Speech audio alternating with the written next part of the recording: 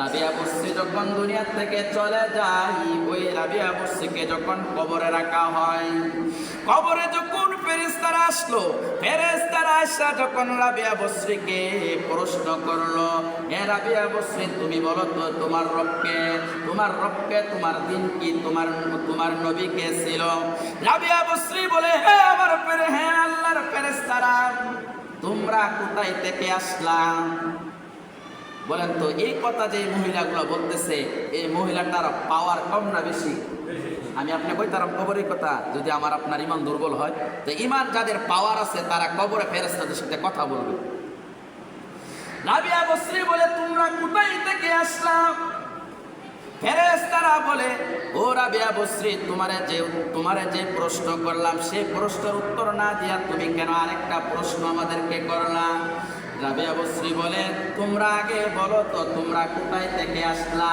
ওই ফেরেশতারা বলে, আমরা আল্লাহর শত শত আসমানের উপর থেকে এই জমিনের মধ্যে আসলাম।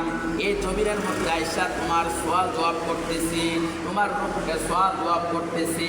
তুমি যদি সঠিক উত্তর দিতে পারো, আল্লাহর জান্নাত তোমার জন্য রেডি আছে।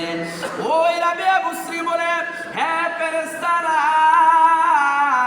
শত শত আসমানের উপর থেকে তোমরা মাটির কাছে আইসা, জমিনে আইসা আমি রাবিয়াকে প্রশ্ন করো আমার রবকে, আর আমি রাবিয়া বসরি, তোমরা যদি শত শত মাইল দূরে থেকে আইসা তোমরা তোমাদের প্রভুকে বলতে না পারো, আমি রাবিয়া বসরি 3.5 হাত মাটির নিচে আইসা কেমনে আমি আমার মালিকের বইলা যাই?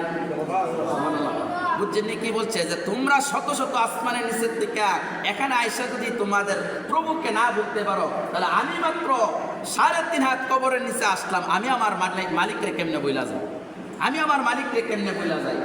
এই কথা বলার পরে গায়েবী আওয়াজ আসলে, হ্যাঁ ফেরেশতারা, রাবিয়া বসরি আর প্রশ্ন করা দরকার নাই।